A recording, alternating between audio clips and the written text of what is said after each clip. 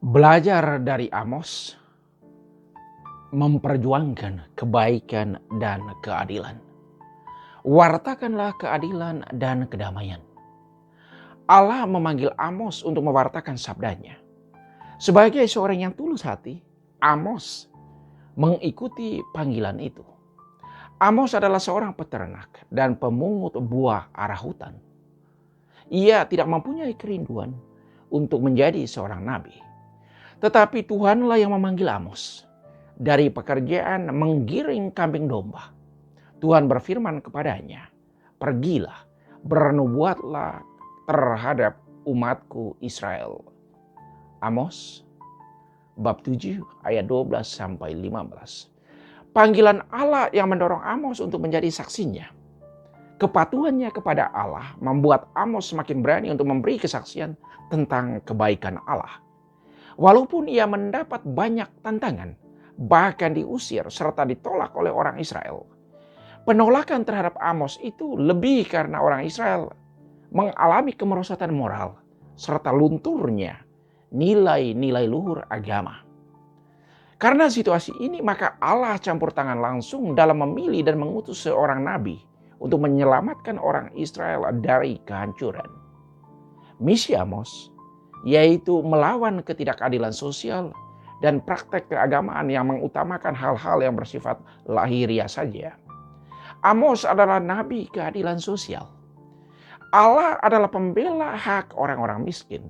Inilah keyakinan Amos yang membuat ia tidak pernah takut dalam memperjuangkan keadilan pada masanya. Kita semua dipanggil untuk berpartisipasi dalam mengalami dan membagi kebaikan Tuhan. Kita dipanggil untuk berbuat baik dan berlaku adil kepada orang lain. Kita diundang untuk menjadi penyalur berkat, cinta, dan kebaikan Tuhan kepada sesama. Kebaikan Tuhan kepada kita tanpa syarat. Cinta Tuhan membuat kita bertumbuh dan berkembang menjadi pribadi yang baik dan benar. Perjuangan untuk menjadi baik itu tidak selalu mulus. Hal ini lebih disebabkan oleh ketidakikhlasan, ketidakterbukaan, serta ketidakhirauan terhadap panggilan Tuhan agar terlibat dalam kasih-Nya. Amos memberi kita contoh agar senantiasa bersedia untuk dijadikan Allah sebagai alat keselamatannya. Amos adalah seorang nabi yang mengajak orang untuk berlaku adil dalam hidup setiap hari.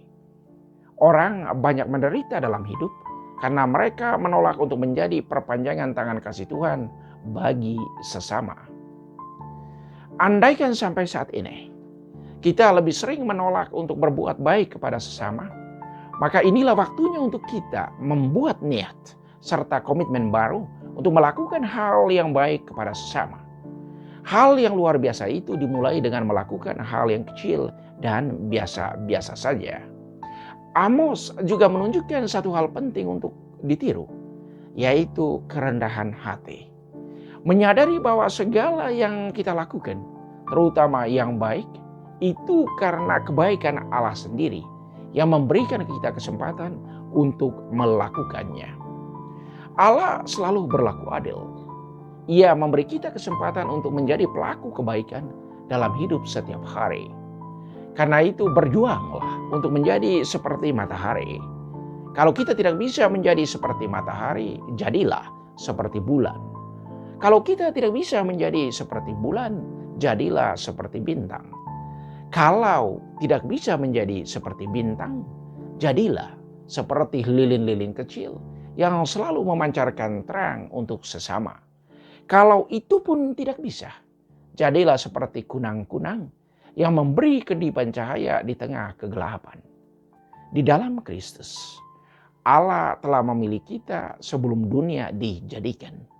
Bisa dibaca dalam surat Paulus kepada orang di Efesus bab 1 ayat 3 sampai 10. Paulus dalam suratnya kepada orang Efesus mengingatkan kita, pertama, selalu mengucap syukur serta memuji kebesaran dan keagungan Allah dalam hidup setiap hari. Kita diajak untuk membiasakan diri agar selalu menyampaikan hormat dan pujian kepada Tuhan karena segala berkat dan karunia-Nya yang telah kita terima.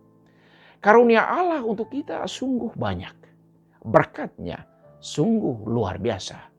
Karunia Allah yang tak terbantahkan, yaitu kita terima sampai saat ini, yakni udara yang kita hirup, sehingga kita masih tetap bernafas. Di saat kita berhenti bernafas, kematian fisik mulai.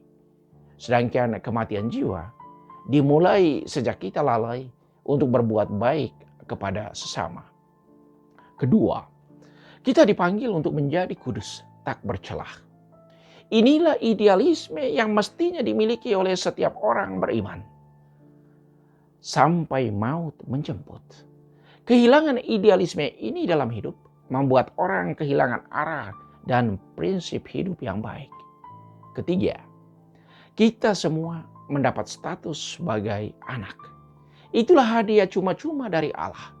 Kasih Allah telah menentukan kita menjadi anaknya dengan perantaraan Kristus. Cinta Kristuslah yang membuat kita mendapat privilege sebagai anak, sebagai putra-putri Allah. Keempat, kita mendapat jaminan pengampunan atas dosa. Jaminan ini kita dapat karena Kristus. Ia membayar dan menanggung dosa kita dengan kematiannya di kayu salib. Ia serentak membawa harapan kepada kita bahwa sesudah melewati tantangan dalam hidup, kita akan menikmati janji Allah, yaitu keselamatan. Ia akan menyertai kita sampai akhir zaman. Saya sangat senang dan bangga dengan kebaikan Tuhan yang begitu besar yang diberikan kepada kita setiap hari, dan akan janjinya yang senantiasa menyertai kita sampai selama-lamanya. Saya bangga memiliki Yesus. Yesus mengutus murid-muridnya. Yesus memanggil dan mengutus murid-muridnya pergi berdua-dua. Ia memberi mereka kuasa atas roh-roh jahat. Iman adalah jaminan mereka. Kalau di suatu tempat kamu sudah diterima dalam suatu rumah, tinggallah di situ sampai kamu berangkat dari tempat itu. Demikian Yesus mengingatkan para muridnya, menghargai kebaikan orang lain dan juga berlaku baik kepada sesama. Kalau ada suatu tempat yang tidak mau menerima kamu, dan kalau mereka tidak mau mendengarkan kamu, keluarlah dari situ dan kebaslah debu yang di kakimu sebagai peringatan bagi mereka. Jangan pernah bersekongkol dengan orang jahat, orang-orang yang menciptakan ketidakadilan, orang yang menciptakan hal-hal yang merugikan orang lain, atau orang yang merampas kedamaian dan sukacita dari orang lain. Inti pewartaan para murid yaitu mengajak orang untuk bertobat. Maksudnya orang kembali disadarkan untuk menjadi orang baik dan berlaku adil terhadap sesama. Orang yang baik dan berlaku adil adalah mereka yang selalu memihak kepada hal yang benar. Orang yang memihak kebenaran senantiasa melakukan hal baik dalam hidupnya. Para murid mengusir banyak setan. Kalau orang bertobat, setan dari dirinya akan menjauh, apalagi kalau diusir. Para murid juga menyembuhkan orang sakit dengan mengoles minyak pada mereka dan juga dengan menumpangkan tangan atas mereka. Tuhan selalu menolong kita. Datanglah kepadanya, dengarlah suaranya, dan lakukanlah kehendaknya. Tuhan memberkati. Amin.